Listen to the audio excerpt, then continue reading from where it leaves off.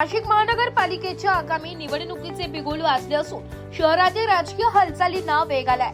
विविध प्रभागांमध्ये इच्छुक उमेदवारांनी तयारी सुरू केली असून प्रचाराचे नियोजन देखील आखले जात आहे। याच पार्श्वभूमीवर प्रभाग क्रमांक 26 मधून अशोक त्र्यंबकराव खोडे हे नाशिक शहर काँग्रेस कमिटीच्या वतीने इच्छुक उमेदवार म्हणून पुढे आले। त्यांनी प्रभाग क्रमांक 26 मध्ये जनसंपर्काला सुरुवात केली असून नागरिकांशी थेट संवाद साधत समस्या जाणून घेत आहेत।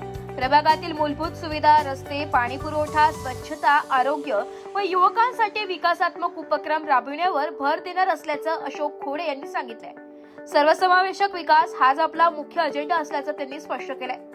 प्रभाग क्रमांक 26 मधील सर्वसामान्य नागरिकांच्या समस्या सोडविण्यासाठी मी प्रामाणिकपणे काम करणार आहे। विकास कामे डोळ्यासमोर ठेवून पारदर्शक व लोकाभिमुख कारभार करण्याचा माझा मानस आहे।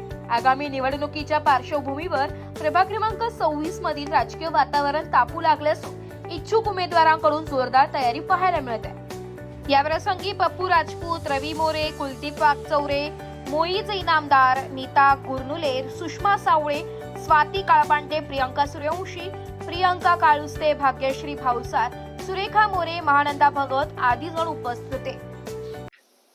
महानगरपालिकेच्या निवडणुकीमध्ये आपण इच्छुक उमेदवार आहे। नेमकं कुठला विकासाचा मुद्दा घेऊन आपण निवडणुकीच्या रिंगणात उभे आहे?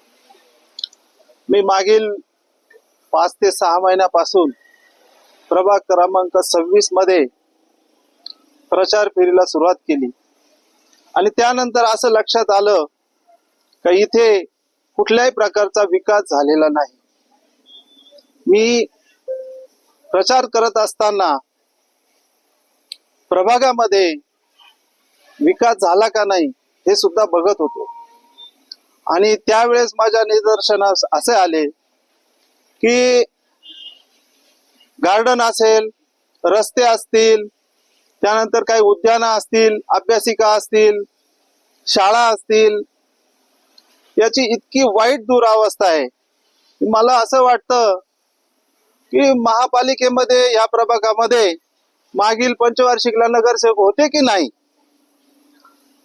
मी तिथल्या नागरिकांशी चर्चा केली, त्यांना विचारलं तर तुमच्या प्रभागामध्ये इथून मागे रस्त्याचे काम का झाले नाही किंवा तुमच्या प्रभागामध्ये उद्यानं का झाले नाही। लोकांनी असं सांगितलं की साहेब, आम्ही महापालिकेमध्ये कोण नगरसेवक होते आम्हाला कळालंच नाही। मग मी त्यांना विचारलं, तुम्ही संपर्क केला नाही का? तर त्यांनी सांगितलं की आम्हाला कळालंच नाही तर संपर्क कुठून करणार। अशी दुरावस्था माझ्या त्या माता भगिनींची, माझ्या बंधूंची त्या प्रभागामध्ये असल्यामुळे मी एक निश्चय केला की आता आपण, माझे मायबाप, या प्रभागातील जनता यांच्यासाठी आपण काँग्रेस पक्षाच्या माध्यमातून इथून निवडणूक लढू आणि या जनतेला आपण न्याय देऊ। त्यामुळे मी आज इथे काँग्रेस पक्षाच्या माध्यमातून निवडणूक लढण्यास तयार झालो आहे।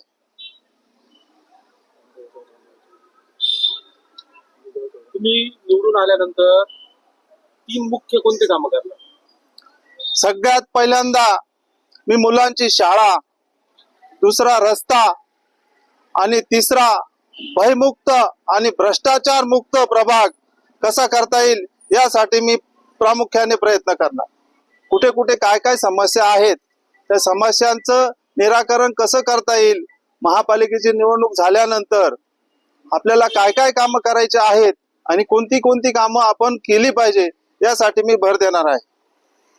आपल्या सातपूर अंबड परिसरामध्ये सगळ्यात मोठी MIDC आहे। तरुण मुलांना रोजगारासाठी आपण कशी भूमिका? 1962 साली हे सातपूर आणि अंबड MIDC ची स्थापना झाली।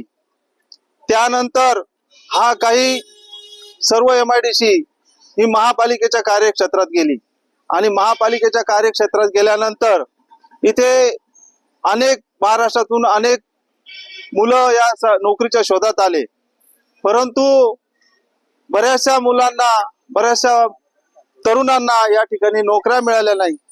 त्याच्या अनेक अडचणी होत्या। काही ठिकाणी काही लोकांनी युनियन केल्या, त्यामुळे सुद्धा मुलांना नोकऱ्या मिळू शकल्या नाही.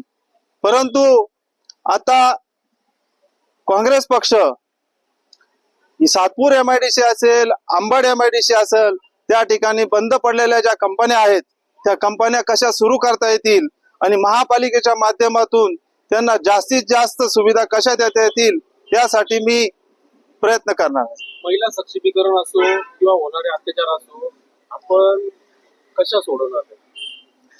प्रभागामध्ये CCTV कॅमेरे लावणार आहे, जेणेकरून कुठेही कुठलाही विचित्र प्रकार जर घडत असेल तो CCTV कॅमेऱ्यामध्ये कैद होईल आणि ते केल्यानंतर माझ्या पोलीस बांधवांना तो जो कोणी गुन्हेगार आहे तो शोधण्यास मदत होईल आणि ते केल्यानंतर तातडीनं त्या गुन्हेगाराला कशी सजा देता येईल यासाठी आम्ही प्रयत्न करणार आहे. एका काळी आपण पाणी आपल्या टँकरने पुरवत होता, बैलगाडीने पुरवत होता प्रभागामध्ये, आणि आजही पाण्याचा प्रश्न जसे ते आहे.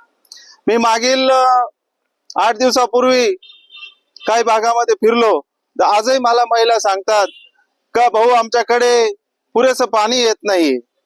मी त्यांना विचारणा केली की तू इथे जे नगरसेवक होते, लोकप्रतिनिधी होते, त्यांनी त्याकडे दुर्लक्ष केलं का, लक्ष दिलं नाही का? ते असं सांगितलं का आम्ही वारंवार त्यांना फोन केले, परंतु ते त्यांच्या कामामध्ये इतके व्यस्त असतात का प्रभागामध्ये त्यांना वेळच नसतो, तर आम्हाला पाणी कसं मिळेल? अंबड लिंक रोडला जर बघितलं आपण, रस्त्यात खड्डे की खड्ड्यात रस्ते, हाच मोठा गंभीर प्रश्न आहे. तो कसा आपण सोडवणार? नाशिक महापालिकेच्या माध्यमातून अंबड लिंक रोड जो आहे तो 4 पदरी करण्याचा माझा मानस आहे आणि तो कॉन्क्रिटीकरण करून त्याला सुद्धा आम्ही प्रत्येक ठिकाणी CCTV कॅमेरे बसवणार आहे आणि त्या रस्त्यावरती कोणीही अतिक्रमण करणार नाही. अशा पद्धतीने आम्ही तो रस्ता पुढील 25 ते 30 वर्ष काळापर्यंत टिकला पाहिजे याप्रमाणे आम्ही काम करणार आहोत. आपण शेवटचा प्रश्न, आपण प्रभाग क्रमांक 26 मधील नागरिकांना काय आवाहन करणार?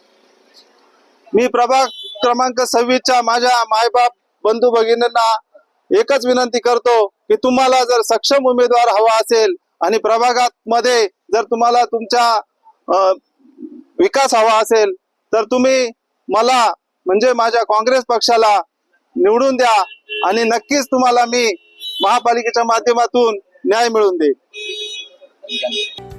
ब्युरो रिपोर्ट, नाशिक लोकशाही न्यूज, नाशिक.